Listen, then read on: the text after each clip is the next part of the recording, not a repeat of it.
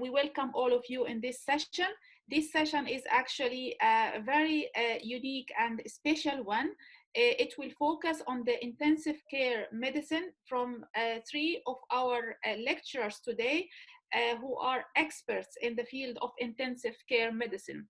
Our first lecturer is going to be Dr. Yasser Zaghloul, and there is no words we can convey our respect for Dr. Zaghloul. We would like to, however, take this opportunity to tell Dr. Zaghloul that it's our honor and pleasure to have him here today in this session.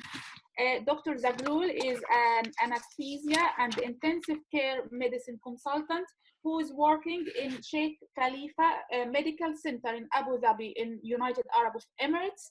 Dr. Zaghloul is a director of the Abu Dhabi Anesthesia Club, and he has presented more than 200 lectures in national and international anesthesia courses.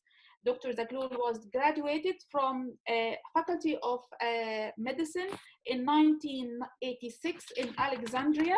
Luckily, it is my same college where I was graduated from.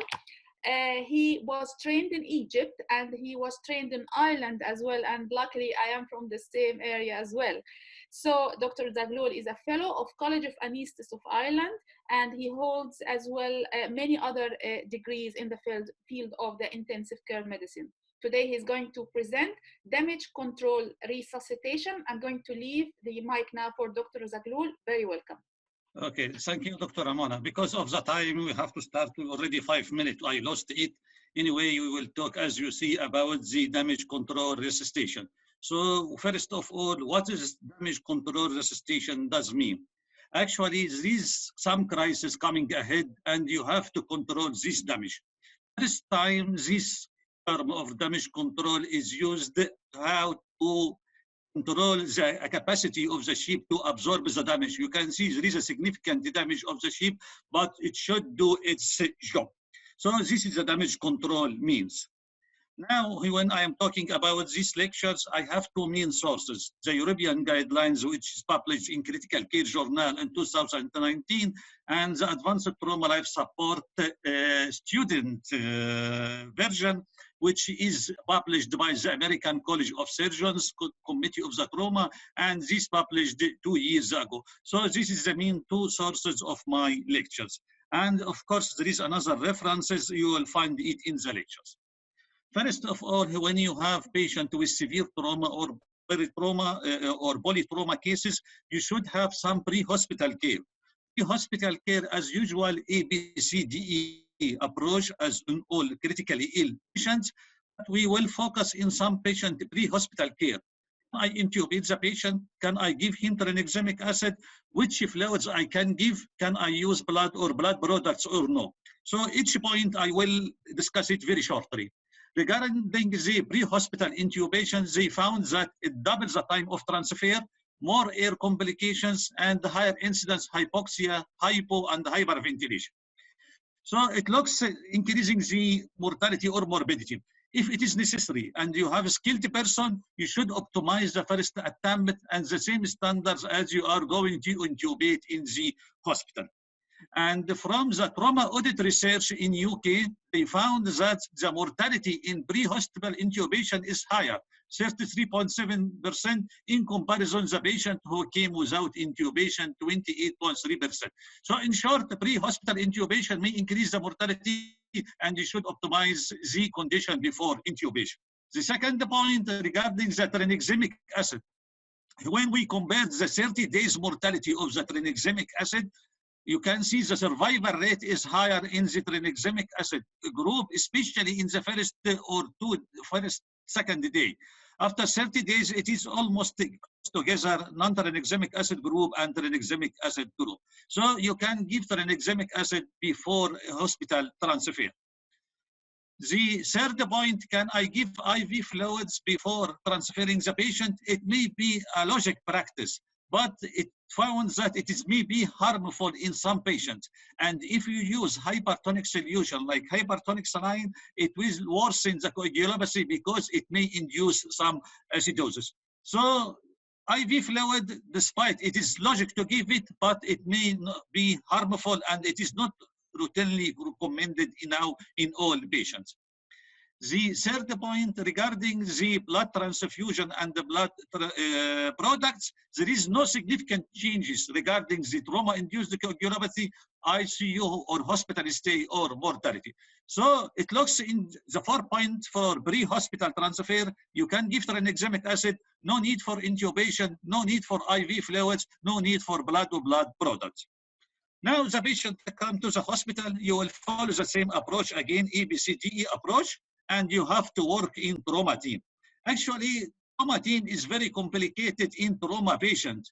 You can see emergency room, personnel, surgeon, anesthesia, radiology department, lab, blood bank persons, ICU, nurses, technicians, social services, and operating room. So you may have more than 10 or 15 persons working with the trauma patient. In polytrauma patients, that means you are going to do damage control resuscitation. So what is the difference between the resuscitation and the surgery? We will see now. This is the component of damage control resuscitation. First, the airway ventilation, hemodynamics, which include IV fluid, blood, and vasoactive medications. You have to use hemostatic resuscitations, give FFP, platelet, tranexamic acid, factor 7. If indicated, you have to normalize the metabolic changes in the patient and organ protection to avoid secondary brain injury, especially with patients with traumatic brain injury, and you give analgesia sedation. And in center of that, the damage control surgery. So this is the component of the damage control resuscitation. You are carrying all the body and the patient may need damage control surgery. This is the stages of surgery, damage control surgery. Before hospital transfer, the patient severely traumatized, you have identified and to inform the hospital which patient who may need surgery. After that, the patient coming for ER, from ER to operating room, just minimal intervention to control the damage, control the bleeding or soft tissue damage. After that, the patient go for ICU for 1 or 2 days for full system support, ventilation, hemodynamics, coagulation, renal, caring of the traumatic brain injury, all this aspect working in ICU. Then after 1 or 2 days, the patient may come to the operating room again to do definite surgery. And lastly, after a few days, the formal closures. We have here when the indications of damage control surgery. If the patient comes with deep hemorrhagic shock, has severe bleeding and coagulopathy, this is the patient targeted for damage control. And the other factors, hypothermia, acidosis, accessible major anatomic injury like the posterior surface of the liver, the patient need for time-consuming procedures, the total metabolic changes, the patient is not able to have long surgery, 3-4 hours, and major injury outside the abdomen, usually in patient with traumatic brain injury or chest trauma. So this is the decision to take for damage control surgery with your surgeons. We have some examples for damage control. Abdominal trauma, the patient may have opened the abdomen, as you see, closure will be done later on. Patient has external fixation. You can see the patient here and femur fractures. It is not possible to fix all in one sitting. So just put the external fixator and he can come later for internal fixation. Patient with severe traumatic brain injury and refractory brain edema for medical therapy, he may need decompressive craniectomy. And lastly, the patient with vascular surgery, it is difficult to do definite anastomosis, so temporary shunt, and he can do full shunt later on. Now, intra-hospital care, as we mentioned, ABCDE, you have to follow the basic trauma life support, regarding the primary survey, secondary survey, tertiary survey, and after that you have to start with the airway and the ventilation. We have a lot of challenges in patient with trauma patient. Patient may have full stomach, so high risk for vomiting. Spine, you need manual inline stabilization. patient respiratory compromise, either central depression or the patient has severe chest trauma, even he will not benefit from the pre-oxygenation. Urgency, you may don't have the skilled person or the equipment is not enough. Head injury, you have to avoid increase in intracranial pressure, hypoxemia, hypercarbia. Any medication you will give to help you for intubation may cause significant hypotension and abnormal anatomy. Patient has maxillofacial trauma, it may be difficult to intubate. Any other comorbidities. So airway is very challenging in trauma patient because a lot of factors. One of our patients, this very simply may be eye injury, difficult to do mask ventilation. In this patient, he has mandibular, mainly maxillofacial trauma. There is no head trauma, that's why he has nasal intubation. So this patient may be difficult to intubate and difficult to put the laryngoscope. Another patient fall from height, and he has, you can see, maxillofacial trauma, soft tissues coming from the mouth, and she has a stable C6 and C7 fractures, and this patient is intubated with gyroscope. May have more severe trauma, like this one, full of heavy objects in the face and the chest, and you can cut wound in the face. This is the left eye. And this patient extremely difficult to do routine laryngoscopy, so he needed urgent cricothyroidectomy, and after that it was changed to the permanent tracheostomy. And you can see the surgical emphysema because of the patient has pneumothorax from the trauma. Anyway, it is very challenging airway in trauma patients. Other problems, the patient may have cervical spine injury, and you have to do manual inline stabilization. Ultimately, you may have 4 persons doing that. The persons who is going to do the tube, you can see 2 hands in doing the manual inline stabilization, the person who is giving the medication, and there is 1 person doing the cricoid pressure at the same time. Also, it may be 3 persons only. You can see the manual inline stabilization, giving good space for the person who is going to put the tube, or you can do manual inline stabilization just to opposite the patient. No need to fix it from behind here. Now, any patient after intubation need ventilation. So the routine lung protective ventilation, low tidal volume and moderate beep. Lung ventilations mean 5 points. The lowest FiO2 to avoid the effect of hyperoxia, low tidal volume to minimize the effect of volumetrauma, low plateau pressure to avoid barotrauma, application of PEEP to avoid athletical trauma or to protect against atelectasis, later on in ICU to avoid use of muscle relaxant and to use assist cerebrized mode. So this is the lung protective ventilation in all patients, including trauma patients. PEEP in trauma, you have to balance between low or no PEEP in patient with high ICP or hemodynamic instability. He may need higher PEEP in case of lung contusion. Patient may develop non-cardiogenic pulmonary edema, like patient with severe traumatic brain injury, transfusion-related acute lung injury, or aspiration. So you have to balance between low and high PEEP and to take your decision. Generally, you have to optimize the oxygen delivery. You have some factors who may reduce the oxygen delivery, like anemia, bleeding, hypovolemia, hypoxemia, heart failure. So you can correct this by blood transfusion, more oxygen, fluids, and you may need to give inotropes. Also, there is some factors which may increase the oxygen consumption. You have to minimize it, like pain, agitation, shivering, you have to control. So factors which may increase oxygen delivery and factors which may reduce oxygen consumption.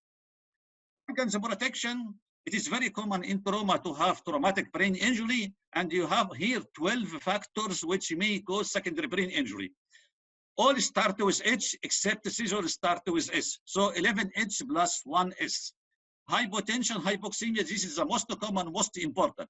And you have to differentiate between hypotension and hypovolemia. There is in trauma patient other causes of hypotension. We will mention it very soon. Hypercarbia, hyperthermia, acidosis, anemia, high ICP, hyponatremia, hypoglycemia, hyperemia due to the reperfusion injury and seizure. So you have to prevent the secondary brain injury. Patient with crash injury may have rhabdomyolysis, and release of myoglobin in the circulation, which may precipitate in the renal tubules, causing acute renal failure. So these patients should have good hydration. You should give mannitol, and you need to do acidification of the urine by giving sodium bicarb. So organ protection, we focused on the brain and on the kidney in the same time. Now we come to the hemodynamics and our current recommendation from the European guidelines to maintain the systolic blood pressure between 80 to 90, either giving by IV fluid or you may need vasopressor as well. In patients with traumatic brain injury, you need the MAP, not the systolic blood pressure. The MAP around 80, especially in patients with severe TBI, to avoid secondary brain injury. Now, we have some classification of shock according to the volume of the blood lost, class 1 to class 4. Class 1, loss of 750, 2, loss up to 1.5 liter, 3, up to 2 liter, and class 4, more than 2 liters. And you have 1, 2, 3, 4, 5, 6 clinical parameters, so you have to follow it. The interested point in class 2, for example, here, the patient may have loss of 1.5 liters and all the other signs is very close to the normal, except the mild tachycardia. So the current recommendation, don't wait for hypotension, because hypotension may be misleading. You have to depend on the history, physical examination, marker of inadequate perfusion, decreased venous oxygen saturation, increased lactate, perfusion-related low pH. This acidosis not related to the other. Suppose the patient has renal failure, so he will be acidotic. So the acidosis is not related to some other pathology and base deficits. So this is the parameters you have to adjust it. Don't wait for hypotension. Serum lactate actually is very sensitive to measure and estimate the monitor and extent of bleeding of shock. And it's our target is lactate clearance. Actually, this is not new. Since more than about 27 years, this study found that the survival rate according to the lactate clearance, if you are able to clear the lactate within 24 hours, the survival rate may be up to 100%. If the lactate takes 2 days, the survival rate is around 75% only. If the lactate is high for 2 days, so the survival rate is around 12% only. IV fluid and blood resuscitation. So which fluids, colloid or crystalloid, which crystalloid, low or high volume, this permissive hypotension, what is your end point of resuscitation? Everyone is aware about that. There is no good option to use colloids in trauma patients. Crystalloids are our main fluids during resuscitation. So there is a lot of talk about that, to use starch, gelatin, or something like that, but it may increase the complication. So in short, we have to use crystalloid. But which crystalloid, ringer lactate or normal saline? Everybody is aware also about the metabolic acidosis or hyperchloremic metabolic acidosis, which may occur with the normal saline. When you are resuscitating the patient with normal saline in trauma patients, the patient is already acidotic. So after that, you give normal saline, more acidosis. You all may be overreact. You may consider this acidosis from hypoperfusion, hypotension by the trauma. No, actually it is by normal saline that you give. So ringer lactate should be given as primary solutions. Maybe in patients with traumatic brain injury, normal saline is better. So hyperchloremic metabolic acidosis is not a benign self-limiting metabolic disturbance. It increases the mortality, may cause renal dysfunctions, and increase the length of hospital stay. So another issue, permissive or liberal fluid strategy. You find that restrictive fluid strategies or subpermissive hypotension is better in trauma patients, and especially in penetrating trauma patients, which is stab wound or gunshot, it is better to use restrictive fluid strategy. In blunt trauma is not clear. It is maybe different from patient to patient according to the clinical situations. Low volume resuscitation may be contraindicated in patients with spinal injury, traumatic brain injury, patients with hypertension, or elderly patients. But remember that low volume doesn't mean delayed resuscitation. You may push initially half liter, 1 liter, then you have to assess your patient. You will keep him a little bit hypotensive or restrictive fluid therapy. Another important issue, you are giving fluid, you are giving vasopressor. What is your end point? This is, as you see, most of this issue, clinically, you can assess it very easily. I didn't mention any device. Blood pressure around 65, higher in TPI, patient saturation more than 95, the lowest beep, lowest FiO2, urine output around 0.5, hemoglobin around 9, and the lactate clearance, especially within the first 6 hours or within 24 hours. So these 5 parameters during the end point of resuscitation. Can I use vasopressors in trauma? Yes, but it is not studied well. If you are going to use it, respect the recommended objectives. You need the systolic blood pressure around 80 to 90. If the systolic blood pressure 80 to 90 without vasopressors, you have to stop it. This is, I mentioned earlier, also you should consider the non-hemorrhagic causes in hypotension. Patient with chest trauma may have cardiac contusion, hemopericardium, tension, pneumothorax. He is not hypovolemic. Spinal cord trauma may cause spinal shock. Patient with severe TPI, Glasgow Coma Scale 8 or less, he may have what is named neurogenic stunned myocardium. The massive release of the adrenaline and noradrenaline increase the afterload too much. The patient will have dilated cardiomyopathy. Blood transfusion, because it is damage control, you need massive amount of blood. So what is your target? What do you think? How much hemoglobin we need during damage control resuscitation? Our current recommendation 7 to 9, but do you think 7 is enough? I will give you some explanation now. This is German guidelines in multiple trauma patient, German Trauma Society. What they told us, if patient has active bleeding during acute resuscitation, you should keep the hemoglobin around 10 or hematocrit around 30. So 7 is not enough during acute resuscitation. I am not talking about the patient who is on ICU after a week, after 10 days. So this is different categories of patient. I am talking now about the acute resuscitation. So target hemoglobin should be more than 9. And during acute resuscitation, blood transfusion not only restores the intravascular volume, oxygen delivery, but also it reverses and improves coagulopathy, acidosis, hypothermia. So you can understand intravascular volume and oxygen delivery, how hemoglobin or RBCs can correct coagulopathy or can correct acidosis or can correct hypothermia. Everybody is aware about the buffer system of the body. 3 main items: bicarbonate, plasma protein, especially albumin, and hemoglobin. Hemoglobin is responsible about 25% of the buffering capacity of the system or of the body. So if your patient is acidotic, it is not possible to give bicarbonate only 7 point, pH less than 7.1. Usually with severe bleeding, the albumin is low. With severe bleeding, hemoglobin is low. So which system will cause the buffering system? That's why I always stress in good hemoglobin 9 or 10 during acute resuscitation, not only for the intravascular volume, but for the buffering capacity of the hemoglobin. Another issue, the patient is hypothermic. You are doing your best to warm your patient, but still he's hypothermic. There is a lot of reasons. Exposure, cold fluids, impaired shivering, loss of heat regulation, spinal cord resections, but we have important metabolic failure due to the hypotension, hypoxemia, and anemia. So if you correct this reversible factor, hypotension, hypoxemia, and anemia, it will help to normalize the patient temperature. So hemoglobin should be more than 9 during acute resuscitation. Regarding the effect on coagulopathy, I will explain it very soon.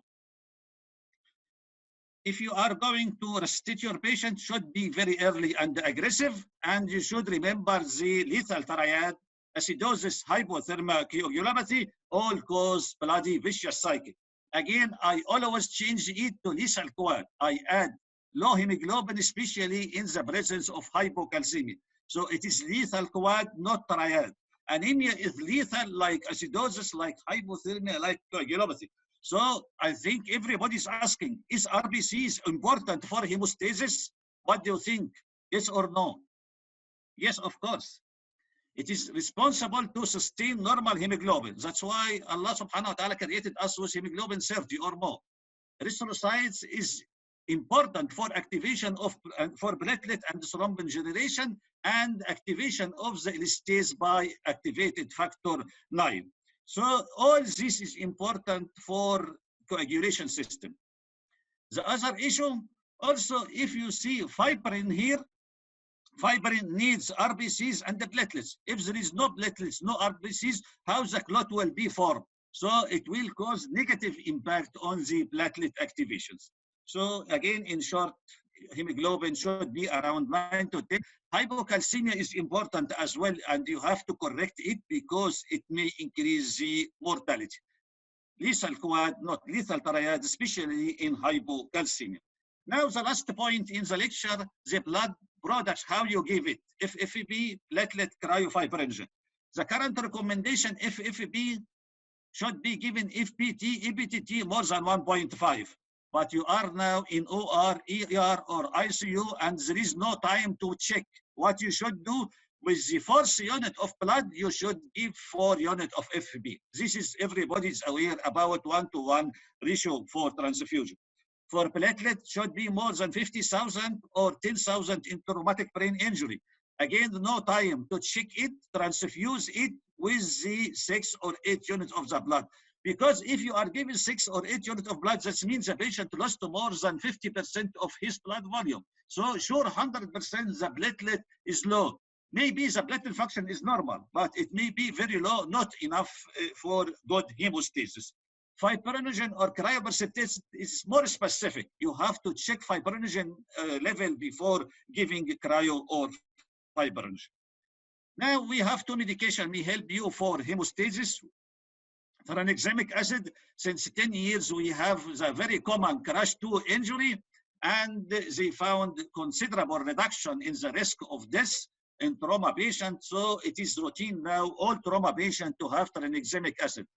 And it should be given 1 gram over 10 minutes, followed by 1 gram over 8 hours, and it should be early as soon as possible, within 3 hours of injury. And the first dose, it is better to give it pre-hospital, as we explained earlier in the start of this lecture. Because the success of the tranexamic acid in trauma patient, is used in acute traumatic brain injury crash 3 trial, and they found that it is safe in patients with TBI and reduces the head injury related death. So patient with traumatic brain injury, you can use tranexamic acid as well, the same protocol like trauma patients. The last point in my lectures, the activated factor 7, which is a little bit expensive drug, but if you have it, you can use it according to some special precautions. Now, the patient has massive bleeding, blunt trauma, not penetrating trauma. And you did everything. You gave RBCs, surgery is done, embolization was done, bleeding stopped, khalas, nothing can be done after that. Persistent bleeding, you have to consider factor 7. But hematocrit should be around 24, platelet more than 50,000, fibrinogen more than 1, pH 7.2 or more. And the dose recommended 90 mic per kg. If the bleeding is stopped, nothing is needed. If persistent bleeding, you can give the second dose within 1 hour. Is it not possible in acute resuscitation to check all this? So if the patient needed up to 10 units of blood and ongoing microvascular bleeding, just oozing, not macrovascular. If the bleeding can be stopped, surgeons, this is something else. But microvascular bleeding, and you already give 8 to 10 units of blood, you can consider factor 7.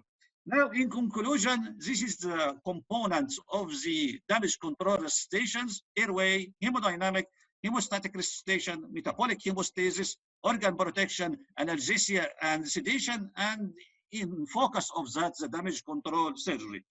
And when you are working in teams, there is no I in team. You are working with all the persons around you. And thank you very much for your attention.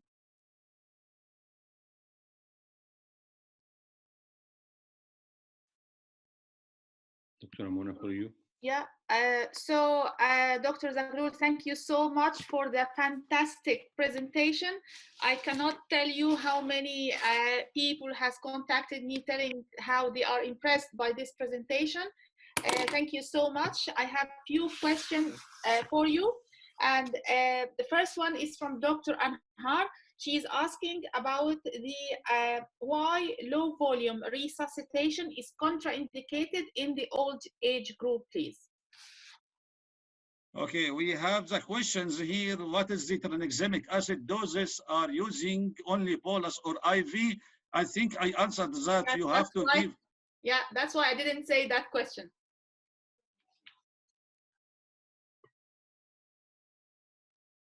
So can you please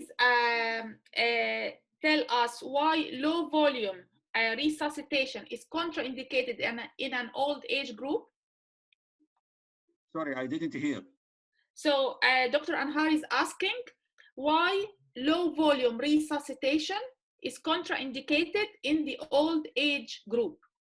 No, this is not contraindicated. The hypotensive or the restrictive fluid therapy maybe it is to be not considered in old age, because old age need usually high perfusion, and the perfusion, for example, for most of the vital organs, the curve shift to the right. He may need higher, like hypertensive patient. So it is not contraindicated. Just to be conservative, especially hypertensive patient and old elderly Asian.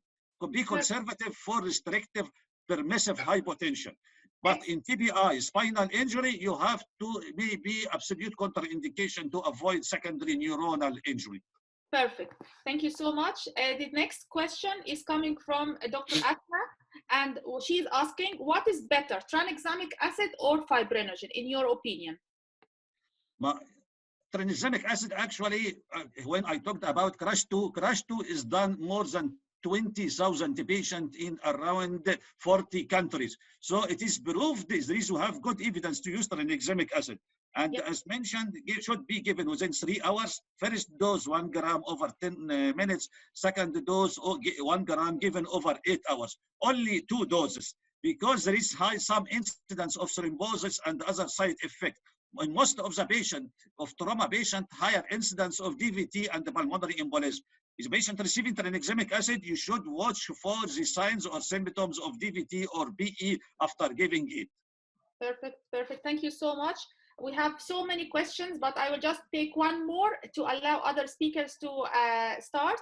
The last question today is from Dr. Hatem, and he's asking, does steroids, corticosteroids, have any role in resuscitation in trauma patients?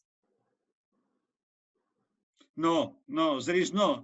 It is not. Actually, I didn't read about the corticosteroids in resuscitation. I have no idea about that. Maybe if somebody else have. According to my reading, according to the main 2 sources I mentioned, there is no mention for corticosteroids. Perfect, perfect. Okay, so thank you so much, Dr. Zaghloul. I'm going now to move to the second. Just I will mention the questions which is written. I will answer it by now. I will write the answer now.